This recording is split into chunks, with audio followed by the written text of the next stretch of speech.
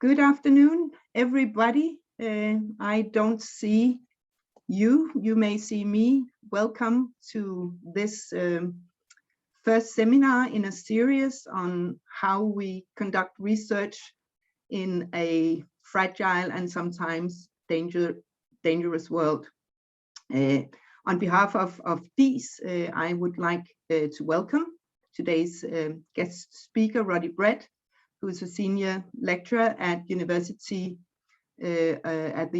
of Bristol. And I would also like, of course, to welcome all the attendees. We are very happy that so many signed up, not only from Denmark, but from various countries. Thank you for that. And this seminar is, as I said, the first in a series where we will focus on how to conduct empirical research in countries or places affected by violent conflict or otherwise representing hostile and dangerous environments for people living there, first and foremost, but also for researchers going there to document their situation. As we wrote in the invitation, researchers who work among people in difficult circumstances are very often confronted with immense hardship and ethical complexities of many kinds. And this is, of course, particularly the case in contexts where gross inequality, poverty, violence, and physical vulnerability abound. And it is moreover exacerbated when protective social infrastructures are inadequate and unevenly accessible.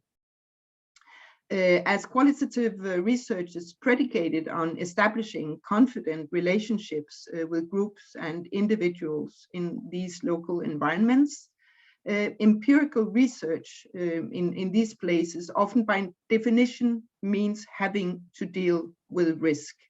But the question is whether we are well enough prepared. And over the past 10 years, the questions of physically surviving fieldwork has been taken up in various publications. And in addition, many research institutions, including DIIS, have taken steps to reduce fieldwork risks and enhance safety. And this safer research, that's generally understood to involve some kind of pre-departure preparation, and when deemed necessary, that we take some preparation courses, hostile awareness training, the so-called heat courses, stuff like that, and where the safety of interlocutors, the people we work among, are generally monitored by committees that oversee compliance with core ethical principles such as informed consent, do no harm, data protection issues, how we store our data, etc. In terms of the personal challenges associated with doing this kind of empirical research, we also sometimes set up debriefing structures that offer opportunities to load off shattering experiences upon return. And here we are very much inspired by our colleagues in the humanitarian sector. And while no one can be against preparing ourselves to these safety hazards, there are also critical voices that argue that very one-sided security training causes risk, encouraging an us versus them attitude that may contribute to increasing the distance between researchers and the people we work among. Another problem with the one-sided focus on security issues and personal safety pertains to the possible contribution we might make to an undifferentiated and at times even exaggerated negative stereotype of dangerous setting, what Ruben Anderson has called a no-go world of global distancing and endangerment. And this is definitely not where we want to go with this seminar series. So based on the just published, let me see if I can show here, book, The Companion to Peace and Conflict Fieldwork, one of the editors and contributors, Roddy Brett, he will open the seminar series with a talk about facing violence in the field. In May, Tamara Last will speak about the challenges involved in working on migrant death in the Mediterranean. And in June, we will have Swati Parasha, who will discuss how we can decolonialize research and create more ethical and sustainable research practices. And please check out these webinars as they become available on the DIIS website. Just before introducing today's guest speaker, I would like to thank DIIS, especially our director, Christian Fischab, and our human resource department, who have actually allowed me to spend time and research time on digging more into our working conditions, including those of our colleagues with whom we work on various projects in various countries of the world. And it is based on that work that I have taken the initiative to have this seminar series. Then on to Roddy. So today's speaker, Roddy Brett, he's a senior lecturer at the School of Sociology, Politics and International Studies at the University of Bristol. He was awarded his PhD at the University of London in 2002 and subsequently lived for 12 years in Latin America, principally in Guatemala, where we actually met many years ago, Roddy and I, and afterwards in Colombia. And he has been working both as a scholar and practitioner there. His fields of research include conflict and peace studies, transitional justice, political violence, genocide studies, and indigenous rights. He has been advisor to the United Nations Development Program in both Colombia and Guatemala, and to the Office of the United Nations High Commissioner for Human Rights in Guatemala. He has also worked with the Center for Human Rights Legal Action in Guatemala, and as a member of the original team, he prepared the evidence for and political strategy of the legal case filed against 3 former presidents of Guatemala and their military high commands of the 1980s for genocide, war crimes, and crimes against humanity. This led to the conviction by a Guatemalan court of former dictator General Efrain Ríos Montt in May 2013. Now, Roddy has published widely on these issues in past and present books, book chapters, journal articles, and reports, and you can find all this referenced at Roddy's University of Bristol homepage, so I will not spend time on that here. Just briefly on the format, after Roddy's talk, he and I will have a brief dialogue on the issues on the agenda today, before opening up for comments and questions for the audience. Those of you in the audience who would like to participate should use the chat for comments along the way, and for questions that you would like to raise to Roddy, please use the Q&A function. We will not be able to have you speak on the screen, but I will then do my best to forward your questions and have Roddy answer them. We will wrap up at 3:15.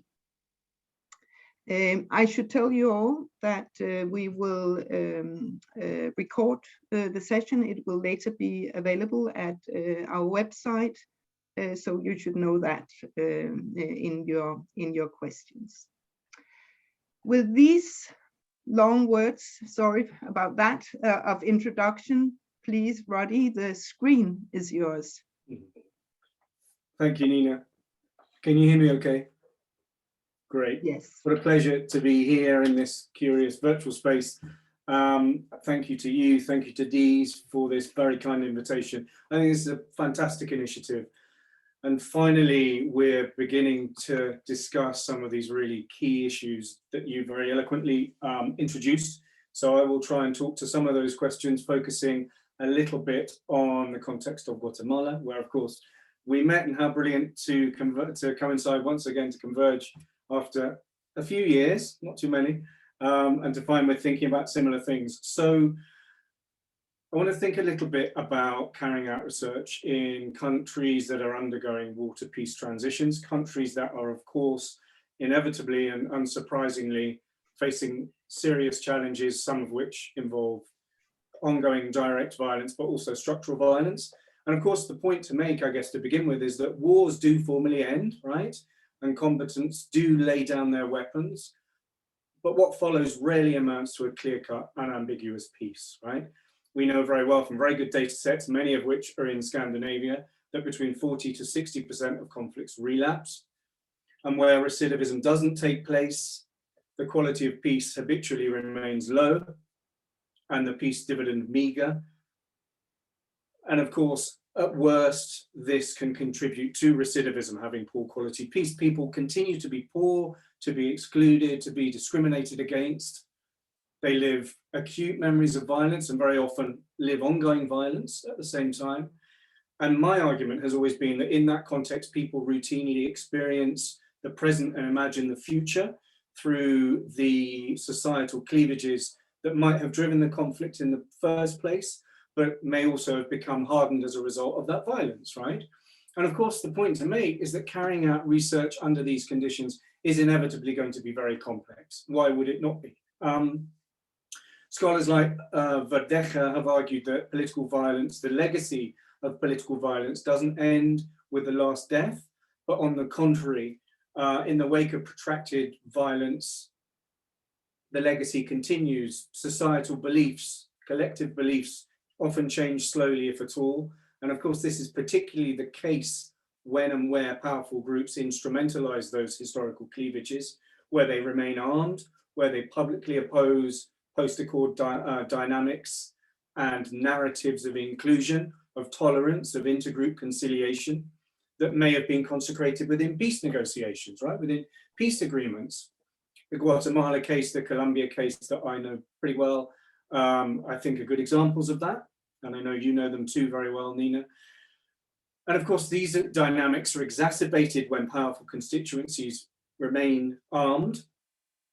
And I think a point to make, and clearly this isn't to go down the road of the no-go world, right? We need to be critical, absolutely right, with this negative stereotyping. But in these contexts, of course, societies are riven by trauma, by anger, by grief, by loss, by very visceral human emotions. And I would argue, building on someone like Valerie Rousseau's brilliant work, that a discrete dichotomy between the past and the present is seldom experienced, particularly by victims and perpetrators and survivors of armed conflict, right, of political violence. On the contrary, I think the past, the present, and the future are very often indelibly imprinted upon each other, right? Miller's talked about a so-called false dichotomy between war and peace, and argued actually that war and peace are very often mutually constitutive and entwined. And I have called this a conflict-peace continuity nexus, right? That you don't shift from war to peace overnight. And of course, we know this very well. It's no news to anybody, really. But I guess the point is that the societal cleavages that drove the violence are very often lived in the present, and they're the lens through which futures are imagined, right? The so-called kind of war-peace hybridity, where conflict identities persist. And I will talk very specifically about one of those cases. And that has led me to ask whether or not, when we're looking at immediate kind of post-agreement countries, we're thinking about legacies or we're thinking about continuities when it comes to some of the violence. And happy to come back to that in the Q&A. Okay, so it's these dynamics, I think, that are very key to transitioning societies, right? In particular, in shaping the enduring scars that the causes and the consequences of political violence sculpt upon the social, political, cultural, economic landscapes of transitioning societies. And it's these scars that often impose a legacy or a continuity, indeed, that obfuscates the past, the present, and the future, right? And reinforces the historical status quo. And it's in this context, then, that we very often parachute in to carry out fieldwork, right? And of course, we inevitably are faced by, and very often changed by, the exposure to human suffering that this entails. And you've written very brilliantly in your DigiNauts piece that I'd like to come back to when we have a dialogue about some of these issues.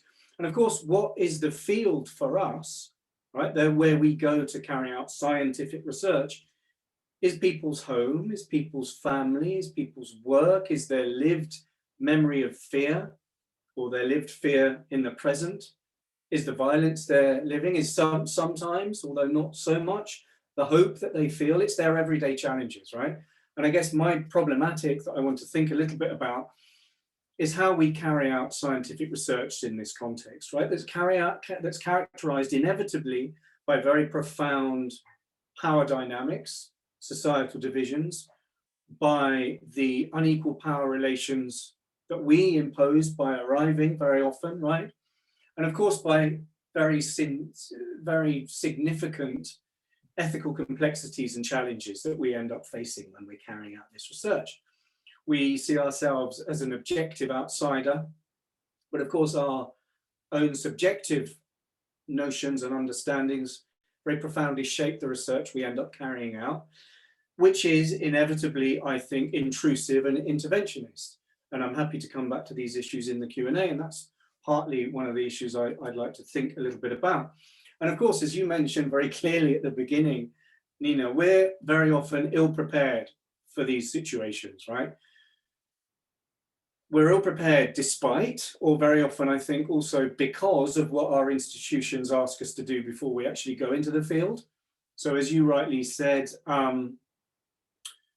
there's a whole series of issues that we need to go through, and I'll talk about that in a moment, to prepare ourselves for these situations. And that's partly why we felt compelled to write this book, because we felt that researchers and their communities deserve better, right? Better than the piecemeal, very often improvised work that we're asked to do pre-field work, and even less so the stuff that we go through when we come back from field work that I know isn't by any means adequate for anybody. But institutions are getting better, right? There's now a conversation which you're starting very importantly, Nina, and I think that needs to be had. What does preparation normally mean? Well, for universities, a doctoral training module that nobody really wants to do, but you have to do, right? That might be months. In my case, it was weeks. And this was all the way back in the 18th century, in essentially 1996, when I carried out my fieldwork preparation. I had one single week on ethnograhy, which was nothing given that my entire project was ethnographically driven. And we're taught now about ethical standards. There's a lot of training about that, about the importance of safety of interviewees, right? About building collaborative relationships that you importantly pointed to. The question of the storage of data, personal conduct, questions of anonymity, all the latest standards. We undergo language training that, again, in my case, was a couple of months. And I arrived in Guatemala thinking I could speak Spanish, but couldn't in 1997. We're taught about the importance of working with gatekeepers, about building up knowledgeable local contacts, about how to treat them. And in a sense, treatment of local gatekeepers is always problematic, unfortunately, isn't it? And in a sense, we're taught about logistical planning, about risk assessment of political threats, social threats, even natural disasters. Sometimes we go through, as you indicate in your paper, the heat training programs and those sorts of things. And the presumption is, and I think this is the problem for me, the presumption is that if we follow all these recommendations, fieldwork's going to be perfect. And it never is, right? Fieldwork is always improvisation. And that's something I think we all need to think about. If we follow through these important recommendations, what could possibly go wrong, right? Well, violence very often goes wrong because, as we've said at the beginning, we're transported into transitioning societies that are still undergoing very profound traumatic experiences. Ongoing historical violence is, of course, key, and researching and writing about violence is inevitably going to be fraught, as Nordstrom and Robin talked about all the way back in '96, fraught with assumptions, presuppositions, and contradictions. And some of those presuppositions, I certainly went to Guatemala with myself around, who's good, who's evil, right? The supposition that everybody wants to make peace, that good people don't use violence, that everybody believes in human rights. And of course, these suppositions and assumptions are entirely problematic, particularly in the UK, but not only in the UK, in these contexts we're talking about, right? Because violence remains a key aspect and drives people's lives very often. And it's been characterized, as we know very well, as banal, as ubiquitous. Social relationships are driven by different forms of violence. And this shapes our fieldwork, right? And it shapes our fieldwork across a number of different dimensions. The emotional intensity of the events that you talk about very importantly shapes our fieldwork. The people studied, the relationships we make, of course, that are very often shaped by violence are going to be key to how we understand our fieldwork. The political stakes of research, the arbitrary, haphazard, problematic conditions and circumstances under which we're carrying out fieldwork. Those are all aspects that I experienced, and I'll briefly talk about this now, in a community that I'll call El Pozo, which was in Quiché in Guatemala, in the highland indigenous area that had been enormously shattered by the counterinsurgency that was ultimately culminated in a genocide, as we know. And my work in 1997, 1998 in this community was to look at the role of human rights and indigenous organizations in the peace process, right? So try to understand their perceptions of peace, the contribution they made to the wider process of building peace. I couldn't speak Quiché, I could barely speak Spanish, as I've said already. And so on my second visit to I went on a first visit to the community with 3 lawyers to assess what had been very recent threats against indigenous people that were organizing as part of this human rights organization. And they'd received threats by former paramilitaries, although you could probably take away the word former because they were still pretty much mobilized as they had been during the conflict, and they'd been key to the counterinsurgency campaign, wielded massive power in indigenous communities as they still do. And we'd gone to kind of assess that threat and to understand what was going on. So I went 3 weeks later, I returned to the community in my first unaccompanied outing as a newly minted PhD student with what I thought were fieldwork skills. I spent the morning interviewing the community members, men. It was very difficult at that point in time to speak with women in these indigenous communities, although I know very other brilliant scholars did so. And it was kind of assessing the situation, their involvement in the peace process and so on. We had lunch after about a 5-hour conversation. And at the end of lunch, we were all standing up. We'd had a really sumptuous banquet. It was good fun. And I noticed that there was really immense levels of tension and problems amongst myself and about 35 other people. So I asked the community elder what was going on. And he said to me, look, Roddy, you came here 3 weeks ago. You filed the legal complaint. And we're still in the same situation 3 weeks later. Little did he know, I probably did know, that only too well, that Guatemala impunity is rife. Nothing ever changes in indigenous communities in terms of these forms of violence. Didn't then, doesn't today. So the legal process was stuck, and that meant that the villagers were still facing threats and violence every single day. They couldn't leave to get water because the violence was essentially about the former paramilitaries controlling the only well in the region, right, in the community. There'd been some significant violence. There had been a couple of rapes as well. The violence was escalating, right? And of course, that violence took people back to the darkest days of Guatemala's conflict. And it evidenced how their lives continued to be textured by violence, by relations of violence and by power and of power and aggression. And there was I standing with 30 very traumatized people. And of course, that had a massive impact on me, no doubt about it.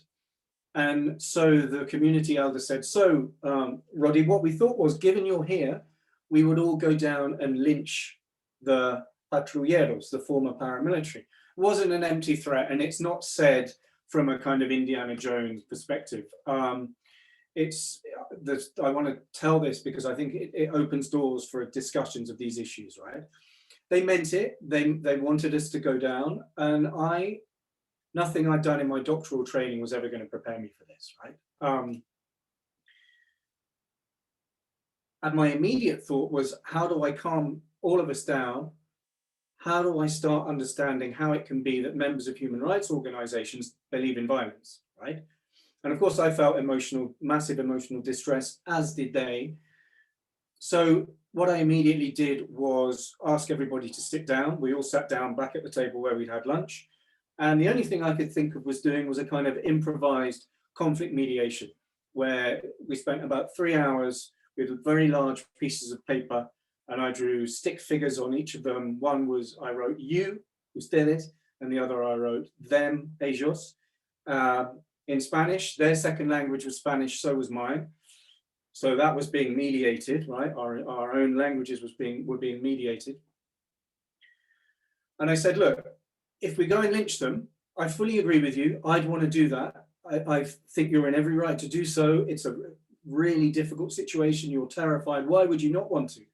But I think if we do go and lynch them today, what's going to happen is, and I elicited from them, what do you have at the moment? Well, after a big, long conversation, essentially, we managed to understand that they had the land titles, they had the support of human rights organizations, the support of the police for what it was worth, not very much, the support of the legal system, and so on and so forth, right? And the paramilitaries had nothing. They contravened all of these rights that my community friends essentially still possessed. And I said, what happens if we go and lynch them now? We go and lynch them, you lose all of that, you also become perpetrators, and the situation is going to be far more complex. Anyway, I'm kind of making a meal of it, but essentially that was what happened over a 3-hour period.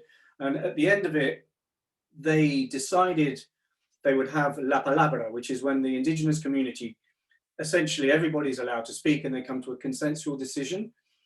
And so they went to the other side of the hallway, of the hall, left me by myself, and were shouting and arguing and gesticulating. And I kind of thought at one point it was me who was going to be the one who was going to get lynched, right? And then they came back again and they said, okay, Roddy, we've decided that we're not going to lynch them today, but you need to go and mediate with the justice system and with the organization. That's the condition. And I guess the point I want to make is that I was catapulted very briefly into an incredibly violent and starkly complex reality, right, of this society, of this community. I managed to be able to move us forward, so we didn't go and carry out the lynching. I hitched home, went and spoke to the organization, they went to the justice system, nothing changed. So this question of responsibility of intervention is foremost in my mind, I think. And I was in a situation that was absolutely defined by complexities and contradictions, right? At least from my perspective, how I'd been trained as a kind of so-called rational scientific observer, right? I was in a context in which human rights defenders, victims of human rights violations, decided to resort to violence to carry out human rights violations. I was in a village from where some indigenous survivors and in their region would vote against the peace package in 1999 that sought to make the peace accords constitutional level. I was in a village where in 2003, people in their village and the surrounding villages would ultimately mobilize in favor of the civil patrollers to ask for compensation for those civil patrollers, even before victims of the violence were able to get compensation. And in which 10 years after that, in 2013, buses would bring indigenous people to Guatemala City to demonstrate against the verdict against Rios Montt for genocide, right? I couldn't understand how this was possible. I was in a highly complex situation, and I guess the point I want to make is that these complexities ultimately have a very strong bearing upon how we do research in transitioning societies, right? And when it comes to this, I guess we arrive in societies, even if we know them very well, right? And from 1993, I've been going to Guatemala. We arrive in societies with our own rational, so-called pragmatic perspective. And that's what I've been doing, right? But I've been imposing my own categories of good and bad, victim, perpetrator, and so on in this context. And it showed the way in which I was probably pretty unable and ill-prepared to understand quite how embedded violence was within this society. For example, I remember going to Rabinel some weeks afterwards, another place that had been defeated, massively destroyed by the counterinsurgency, where indigenous women were waiting. It was the first exhumation I was at, were waiting to see if the forensic anthropologists were able to find the bones of their loved ones. And they were sheltering themselves from the sun with towels that were camouflage towels of military uniform. And for me, this was completely, I couldn't understand how that was the case. How would you wear the colors of your enemy, right? When you were waiting for your loved ones who'd been killed by that institution. So I guess the point I want to make is that violence is clearly inchoate, it's negotiated, it's constructed, it's reshaped, sometimes it's resolved on daily levels. And that, again, Nordstrom is very good on that, I think. Perpetrators and victims constantly try and define the world that they find themselves in, sometimes in this case through violence, sometimes not. And my villagers, my friends, my colleagues were trying to forge moral understandings, right, through their own historical experiences, trying to understand what the implications of their violence were going to be, and trying to stand up to what they felt was insufferable oppression. And they've been doing just that, right? And I guess the issue is that my framework of who was good, who was evil, good people don't use violence, wasn't working. It didn't quite work. Violence in transitioning societies is far more complex than we're ever going to be able to understand. And of course, we inevitably meet with very unexpected ethical dilemmas when we're carrying out this research, right? In this case, collaborators were asking for support for a lynching, but in other cases that I came across, paying for surgery for members of these organizations, installing windows in their organizations, which of course I duly did. These questions still raise really important challenges for ethics committees, don't they? And of course they have very often repercussions, questions relating to legality. And I know that ethics committees in our country are really trying to close down the space in which you can do collaborative research. And that's a massive problem from my perspective. But I think the point is this research, or this kind of research, is crucial for deeper understandings of the dynamics of post-conflict societies, how we might seek to transform them. But of course, the point is, which is the point you made at the very beginning, Nina, we need to be better prepared. So I'm going to close just by sort of proposing that the notion of field work is highly problematic. Even the term itself, field work, right? The field and field work is, at least from my perspective, fairly difficult to come to grips effectively with. I ended up living for 8 years in Guatemala and 5 in Colombia. And it never seems like the field when I go there, right? It's home in many senses. And I think during ethnographic research, we don't have, or it's difficult to have, and indeed maybe we shouldn't have, the luxury of dispassionate objective research, right? How do we deal with that question? It's often untenable. It's impossible not to be affected by human suffering. Again, something you point out really importantly in your paper. at all different levels, right? And we, I think, have to move beyond our own presumptions and so-called rational beliefs and understandings.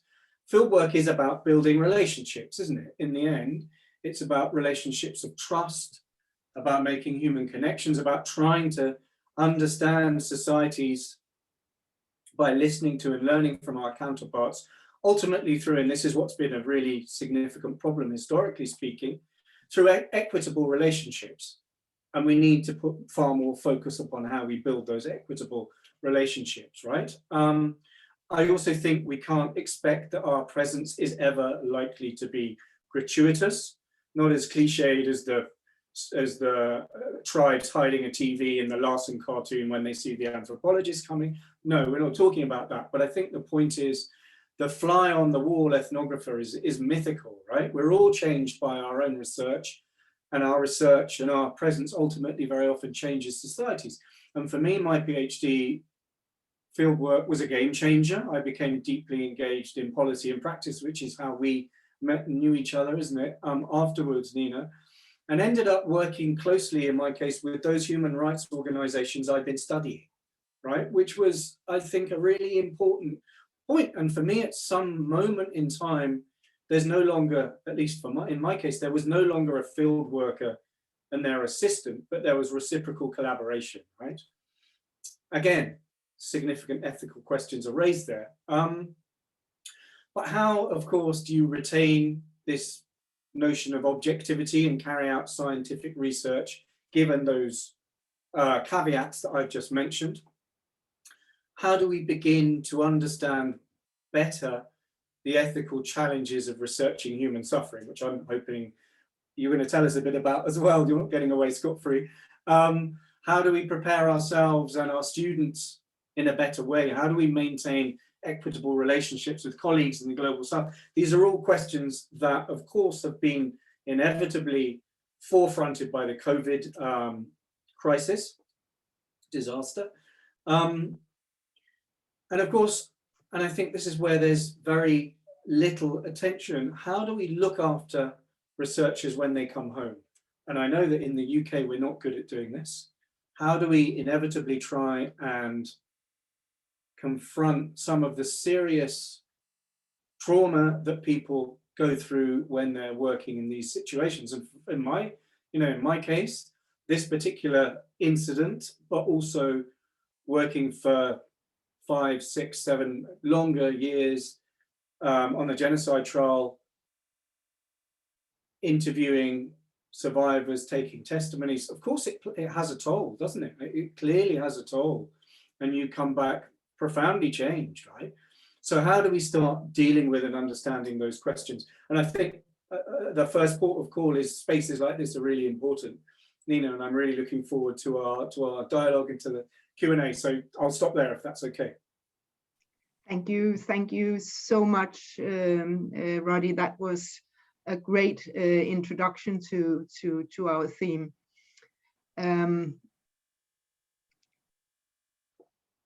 I have to make an observation. I've been interviewing a lot of colleagues about fieldwork incidents that sort of made an impact on them. Usually people become quite uncomfortable unconsciously. And when you spoke about what happened in El Pozo, Quiché, when this potential lynching was on, you started scratching your body and sitting uncomfortable on the stool. So that's a bodily imprint, I think, a bodily thing that you carry with you, that you cannot leave aside. And I guess we all do that, and people who live in those situations all the time, of course, even worse so. And that may be actually one of the problems here to many of us that makes this conversation so difficult, because we don't feel that we can really talk about it. Because, I mean, who are we to say that it's difficult when the people we study or the people we become activists among have to face this all the time. So I think that's sort of one of the big difficulties here. Another issue that I've sort of encountered in my interviews is, and as you yourself say, I mean, you ended up being 8 years in Guatemala and later 5 years in Colombia, and eventually it became home. You worked with the same issues for a long time. Many of the people I have spoken to have said, you know, it has become harder. You know, I prepared myself, maybe as an MA student or at least as a PhD student, to go out, conduct the field work with an important topic and make a difference. And I felt 20 years ago, 10 years ago, 5 years ago, that there was an opportunity to make a difference. But as time goes by and I continue working on development, conflicts, post-war reconciliation, human trafficking, in my case, irregular migration, people just keep suffering and the problems become even worse. So what do people do? I mean, in human trafficking studies, I've actually seen a study showing that people stop after some years of studying human trafficking. Researchers move to other topics. It's simply become too much. So that's not been your case. You have stuck to your topic, but I don't know if you have changed. Have you changed the way you think about how to design a research project, how the intervention you will make in a particular place have these experiences that you've had over time somehow led you to design your studies differently, approach people differently, find other types of collaborators, link more or less up with local institutions? I would really like you maybe to reflect about sort of that a bit before I open up for more questions, and I would definitely be willing to think along with you. Wonderful, thank you, Nina. Great. No, look, these are really important questions. Thank you for pointing out my twitch. Of course, these things are inevitably imprinted upon all of us in different ways. My back has never been the same, and that's because of sleeping for years on the floor, but also because of the load you end up ultimately carrying, right? So these are absolutely nothing compared to what people live through every single days of their lives, and you know, that's not the case. But of course, that doesn't mean that we can't or shouldn't have these conversations ourselves, right? And I think, from my perspective, when I left Guatemala in 2008, I left because I couldn't deal with it anymore. I couldn't. And I went, and I think I've mentioned this to you, I went to live in the US and got very ill, didn't know why I was ill. In the end, it was stress. And it took me a long time to work through that. And a lot of that was kind of pertained to the guilt I felt for having got up and left. And I did so because I could. And of course, only very few people can do that. And then I went back to Colombia, which was going from you know, the sublime to the ridiculous in many senses, in terms of the nature of the violence and so on. But I guess in Colombia, I found that, at least initially, I didn't let myself get to that level of the horror.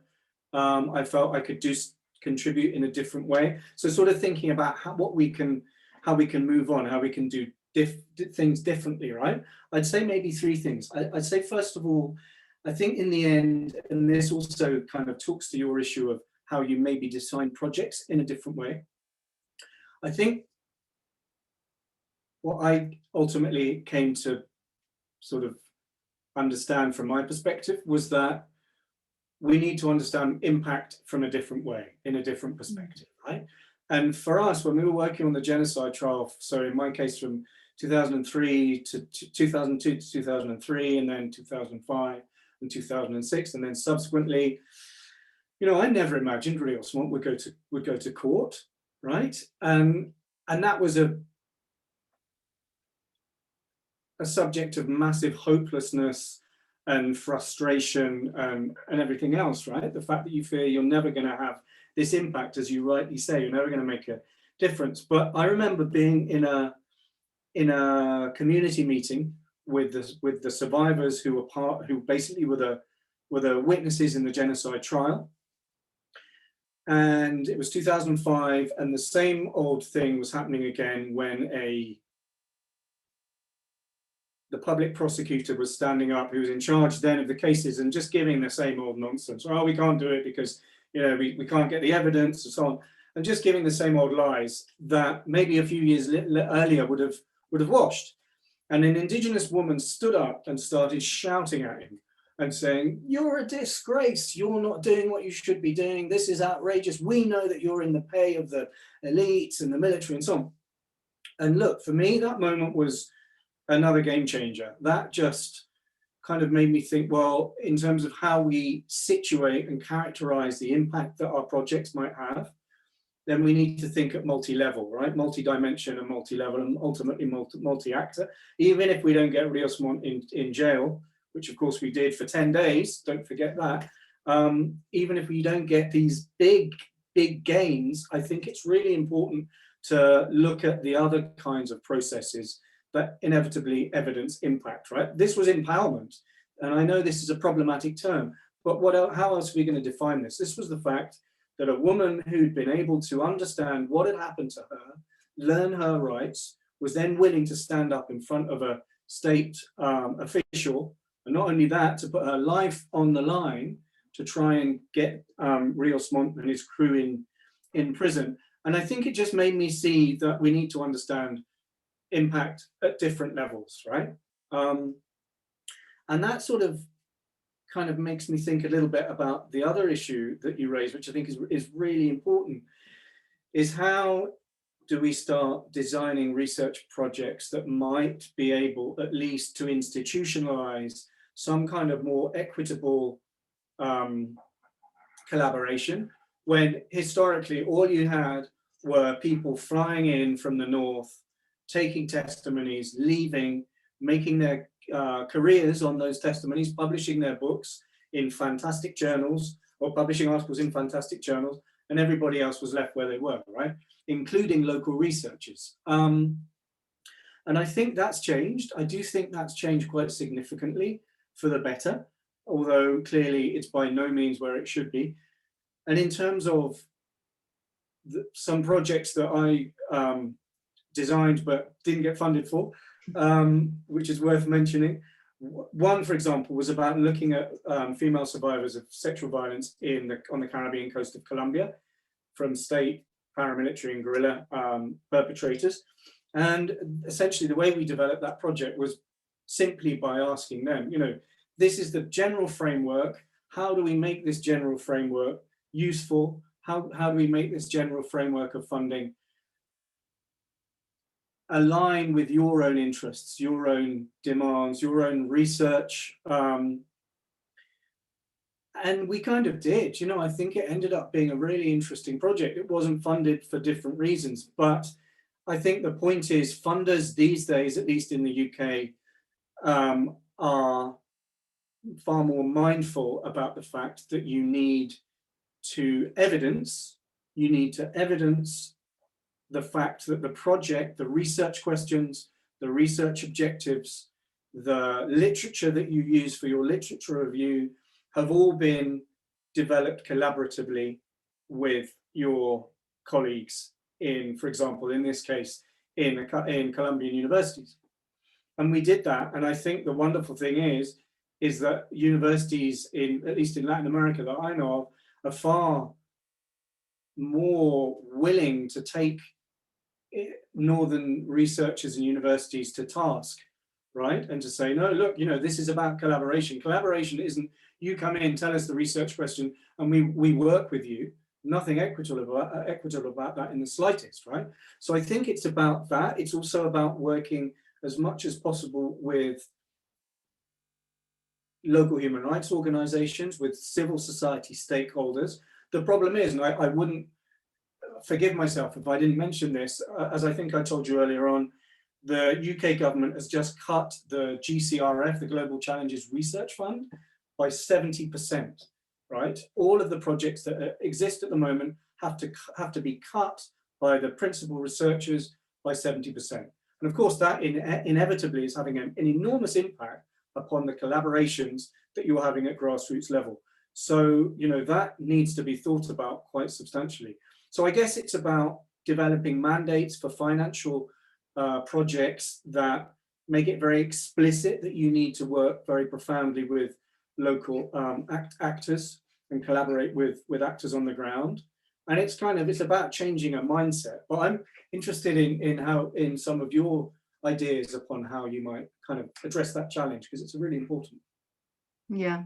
Yeah, no, definitely how you work with local institutions, the communities you want to research, and local institutions, local researchers, national level. That's of course very important, and I think we all have to learn that research design is a collective thing, and not something you come and present and ask, would you like to collaborate? I have funds, so I can hire you, right? So it has to start much earlier than that. But apart from that, it's not that easy, because these colonial legacies of how to do research is not just us. I mean, in terms of being the good and the bad, I mean, local elites might sometimes also have different viewpoints. So there are many levels that needs to be negotiated here. And whether or not you become an activist, which I also think is a very important question. I can see a lot of incentives to become one. I've been one myself in a few cases.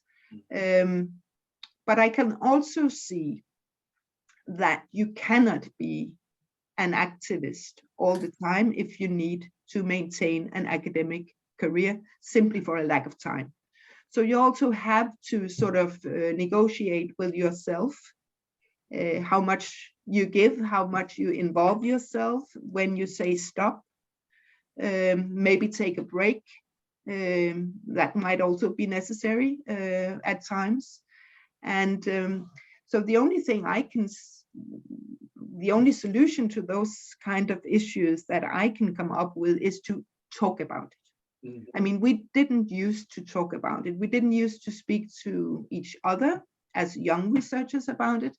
And as now an older one of that species, not necessarily with the students. And I think this honesty about the difficulties, about the difficult decisions you have to make, about the imprints that it will make. I mean, I think we really owe it to our younger colleagues to talk about it and to write about it, you know, that these sort of seamless, well-written articles in fine journals, it do have a methodology section of that sort of, all this messiness that is never written. I mean, how would anybody know if they just read sort of the nice study, it was designed like that, so we did this, and this is the result, right? And here comes the analysis. So I think we need to be much more vocal about that. And I could talk at length about this, but I can see in the question and answer field here that actually we have attendees who also speak about that. I first have a question though to you that goes directly to your talk about the community you worked in. So maybe we take that one first, Roddy, before we return to the more methodological questions. And this is Julie Wetterslev, who apart from thanking you from a great presentation, would like you to elaborate a bit on the example of conflict mediation. She asks, how much did the land titles and the support from the legal system eventually help the Quiché community? Sometimes the possibility to back land rights with authority and force in the face of violent intruders might be necessary. In this case, insisting as researchers on a pacifist, non-violent approach in a situation of structural violence could in fact perpetuate violations against the weak. Could you reflect more on this in the case of the village you worked in, El Pozo, or just in general? Yeah, no, thank you. That's a really significant question. I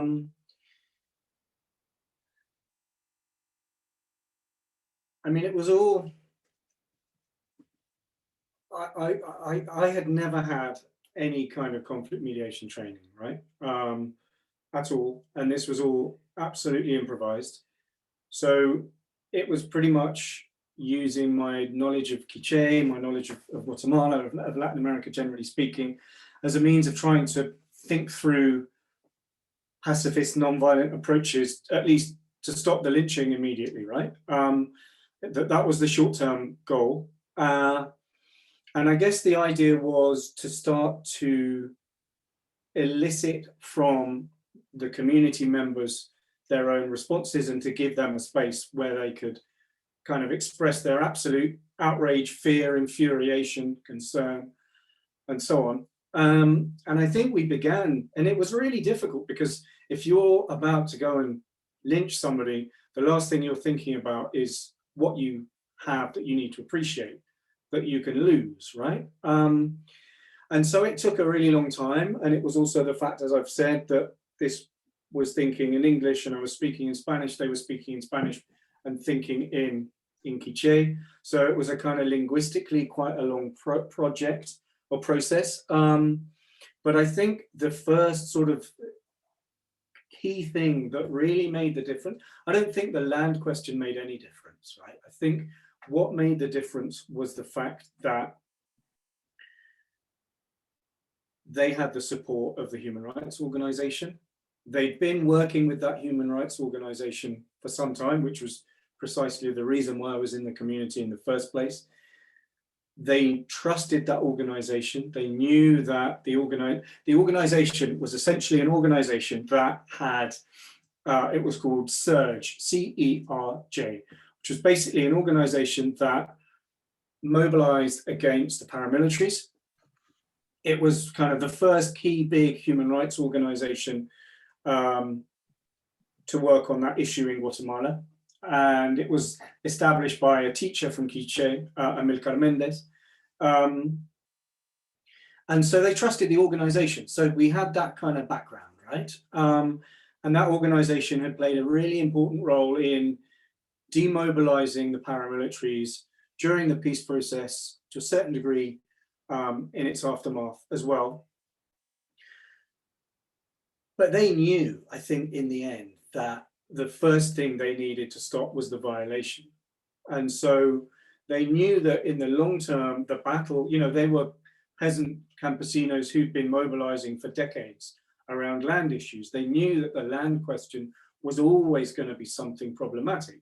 And if you look at the case of the Guatemalan peace process, more generally speaking, the one issue that was never addressed was the question of land. And that's exactly the same as the question in Colombia. You know, what do you do? Oh, the best way of dealing with land, which was the primary cause of the conflict in Guatemala and probably of the Colombian conflict as well, You don't carry out a land reform, you introduce a land bank, right? And what does the land bank do? The land bank buys land funded by the World Bank from very wealthy Guatemalans, sells it at a hiked price to poor campesinos. The land that's sold is the rubbish land, because they ain't going to sell the good land. And so you buy the rubbish land, and within 3 years, there isn't a market. They haven't fostered or generated any kind of market to go along with that, domestically speaking, for products, for rural products. You leave the land because it isn't the good land, and you now have no land, and you have a massive debt on your shoulders as well. So I guess the point I wanted to make was that was never dealt with in the peace process in Guatemala. And those organizations, the more radical organizations that in fact were non-violent, but essentially tried to win land by occupying the fincas, the plantations of wealthy landowners who'd expropriated that land from the peasants in the first place, were completely marginalized and burnt by the peace process. So, you know, the land question, I appreciate being asked to think more reflectively about it, is a really important point. And the problem is it never dealt with effectively within this horrendous, although to a certain degree there are positive elements to it, the paradigm of the liberal peace that we're working with, right? And that you worked with and I worked with in Guatemala, Nina. You know, it doesn't address these core issues. And so in the end, that's partly why the past is lived in the present and defines the future. It's zero sum, isn't it? Yeah. We have already 3 more questions that go, well, they do relate, but maybe come more back to methodology again. I mean, the first one is really about our teaching role, maybe, and Fenderosa, she asked, what would you recommend students or researchers doing when going into dangerous fields for the first time in terms of mental well-being?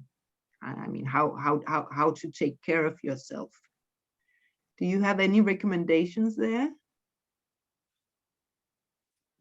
I mean, I think the first, there are sort of preventative and kind of consequential processes, right? So I think in terms of preventative, our institutions need to be far better. We need to, for example, I think anybody going into these kinds of contexts needs to be given a conflict mediation course. Not necessarily the ones run by the military and all that stuff, but we need to be good at this. We need, those of us who have been out there need to be able to run these courses and to do it in an unashamed, clear, honest manner. The problem is when you really when you get to the truth of what happens or what potentially might happen, nothing's going to get through an ethics committee. My PhD didn't have to go through an ethics committee back in 1996, right? But I think these are the sorts of things that could kind of really be game changers, right? So a conflict mediation, we, for example, I have a PhD student at the moment in Guatemala supposed to be doing stuff at community level because of COVID, hasn't been able to, but we are in touch once a week, if not more, either via email or via Skype. There's you need to develop your close relationship with your supervisor. You need to be able to perhaps have an emergency fund needs to be there for students that need desperately to come back. And of course, there's been a lot of stuff where UK researchers have been concerned recently in Iran and United Arab Emirates and so on. I was prohibited by my PhD student supervisors from returning from Guatemala, right? That sort of thing wouldn't get past an ethics committee these days. So there needs to be the possibility of improvisation. You need support, you need these kinds of courses. I think the obvious point, and this goes for whether or not you're doing research here or overseas, is the possibility of having, just not spending all your time on it, you know, being able to have pastimes, things that you can do that get your mind off this. So the problem is that in many of these countries, it's very difficult to go for nice country walks or it's very difficult to play football or go swimming. And I think it comes back to a point I made early on. I was riven with guilt when I was living when I was doing this sort of research. Felt guilty for going to nice restaurants. So I think that the dialogue needs to be there. I think we need to have 24-hour psychological support if we need it. It needs to be on call and available. Those would be some of the kind of things I would sort of indicate. I'm sure you have more as well. No, definitely. I totally agree. I mean, on a personal level, keeping second diaries where you sort of write about what your personal experience of all this is and how it affects you, I think has helped many survive mentally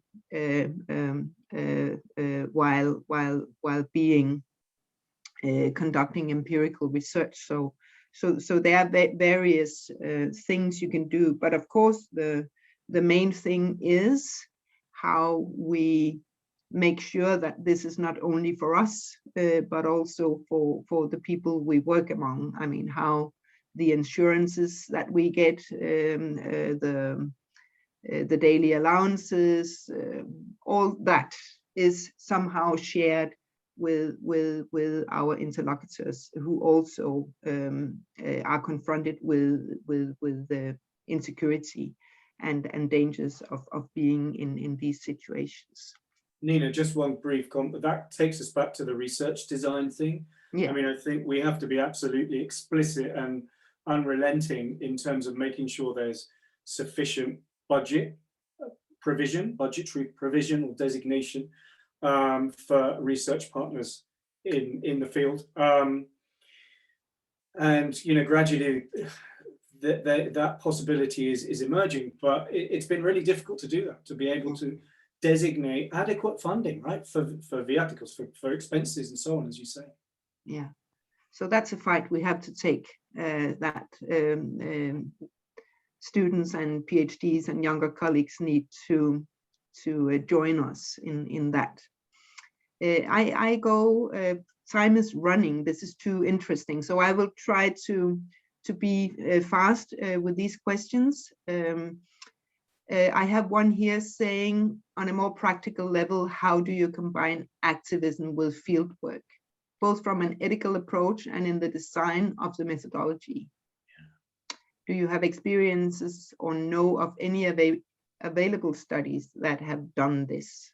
And this is one among 5 other questions, so you will have to be brief. Okay, it's a great question. It with a lot of difficulty, I think, is the absolute honest answer. I think it's really problematic. When I was carrying out field work for one organization, I'd been asked to collect evidence for a legal trial, not the genocide trial, something else. And they'd explicitly said to me, when you're carrying out your research, if the communities mention the fact that they had participated with an illegal armed actor, please don't put it in your report, because that will cause us problems. And there's your practical level, you know, ethical design question right in your face, right? What do you do about that? Because they were very, the people that told me in the end, they said, yeah, we were absolutely involved with the guerrilla. We did this, that, and the other. We didn't pick up guns, but we were supporting in different manners. Were vociferous about the fact that they wanted that participation to be recorded, because for them it was about trying to be on the right side of history, right? Trying to transform their insufferable injustice. And I put it in the report, and the report was rejected. Yeah, precisely for that reason. Yeah. And actually, I have the next question leads very well up to this, because it states here, Julia Black, you've spoken to the ethical considerations when designing and carrying out research in these contexts, but could you also give us your thoughts on how to ethically communicate your findings to both academic audiences, the general public, and the research participants themselves? So this is exactly the dissemination part that you were beginning to approach. Yeah, again, great. I mean, I think that needs to be written always now into our research proposals, right, into our research proposal frameworks. There needs to be budget put aside for the dissemination of what we're researching on. But more than that, you know, it needs to be done in, obviously, in local languages. And if we're working, as we should be working, with collaborators in an equitable manner at local level, then the research, you know, isn't coming from the north downwards. It's research that's embedded in the local context and that's driven by and responds to, you know, the very important perspectives of local researchers. So I think those spaces, hopefully, well, they need to be written into the research methodology from the beginning, I think. They need, when you're presenting, it needs to be presented absolutely with, you know, not only researchers from the north and the south, but also some of the participants from the communities you're working in, right? But of course, the problem is that's all well and good at the local level, in country, as it were.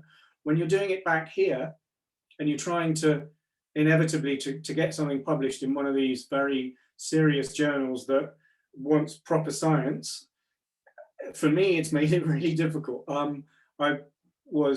led an investigation for the UN into the role of the victims delegations in the Santos FARC peace negotiations in 2015. We published the findings in Spanish with the UN, and then I'm writing a book on that at the moment.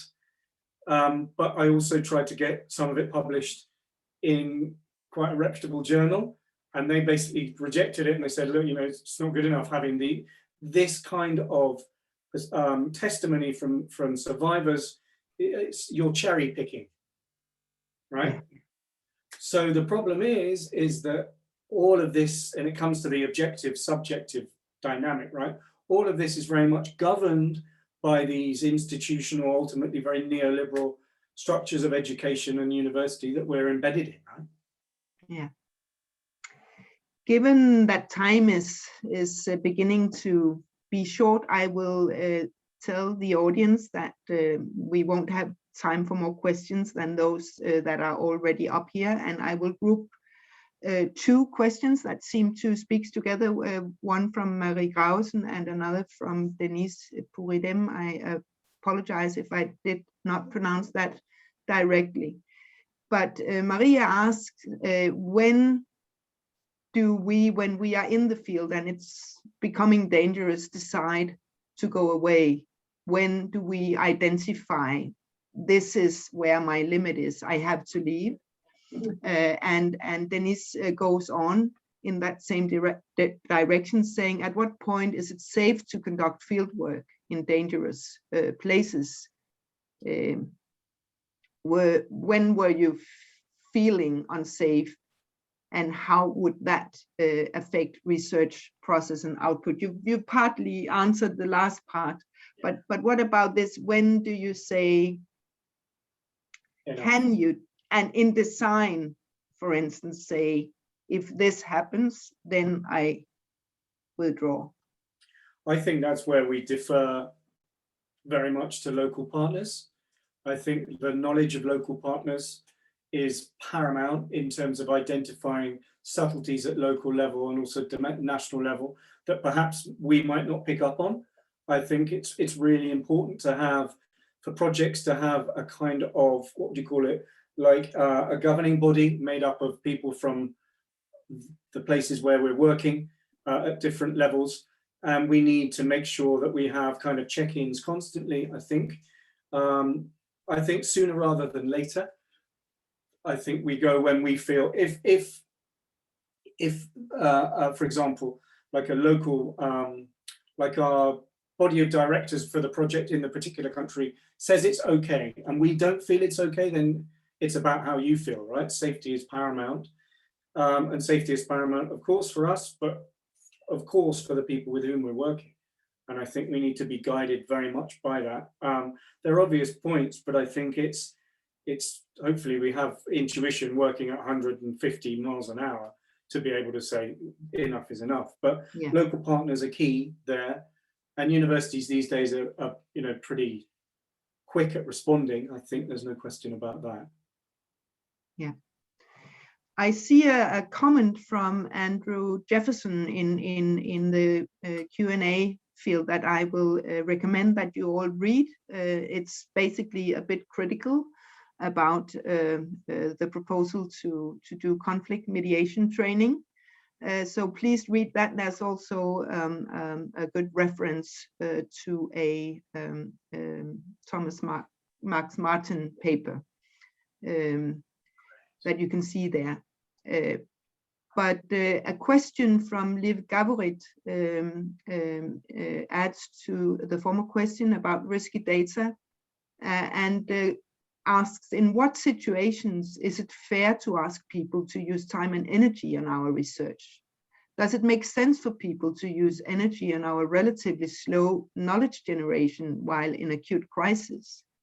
And she is herself thinking about these issues as she is doing research in Myanmar and have to adopt her research to the new situation after the military coup. And that's definitely a very, very relevant question.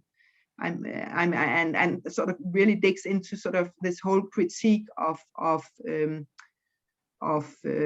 extractive research. So do you have any last thoughts on that, Roddy? I think we need to pay people and of course there's problems with being able to do that anyways. We've spoken about before, Nina. You know,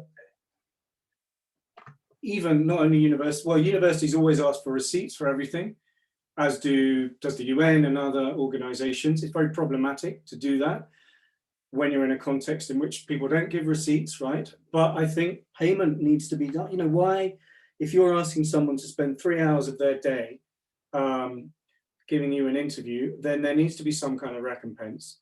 I'm constantly amazed that people are kind enough and decent enough to want to do that when, you know, that, as we know very well, the context in which we're working are driven by inequalities and poverty and structural dynamics that mean people should be harvesting fields or should be out working or looking after their kids, whatever. I think there needs to be a serious discussion about how we deal with that, right?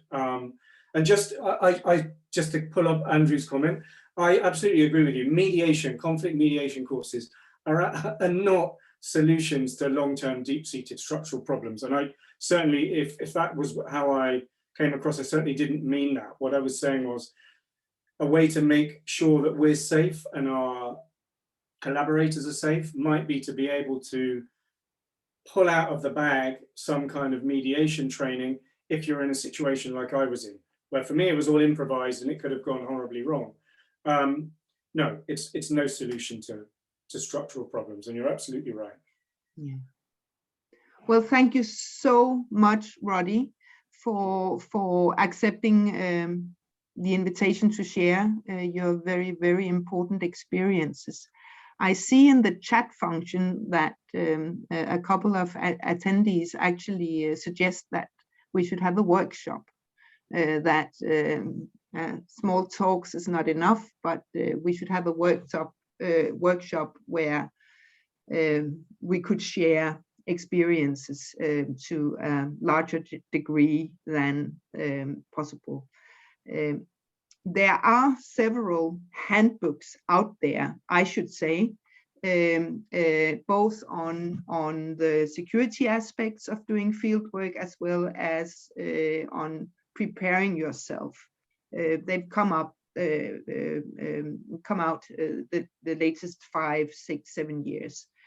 We could share these references, but I will take up the possibility of making a workshop with my institute and maybe some colleagues around the world, because it's a wonderful idea to have some kind of workshop for sharing experiences and maybe even training PhDs. So let's think more about that, and maybe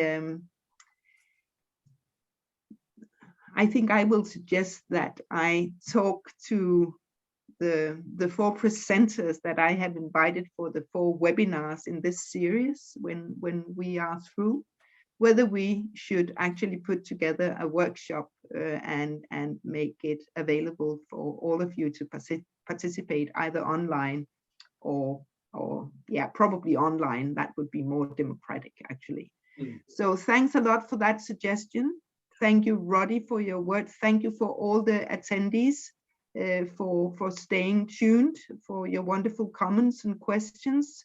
My apologies for the format not allowing for a more democratic discussion, but I hope we will soon be able to be in real rooms with coffee afterwards, maybe wine in the evening, where the conversation would have this been a regular seminar have continued. So we look forward to being back to that kind of normal. But once again, thank you very much, all of you, for making this seminar so interesting for all of us. Thank you very much, Ina. Amazing. Bye to all.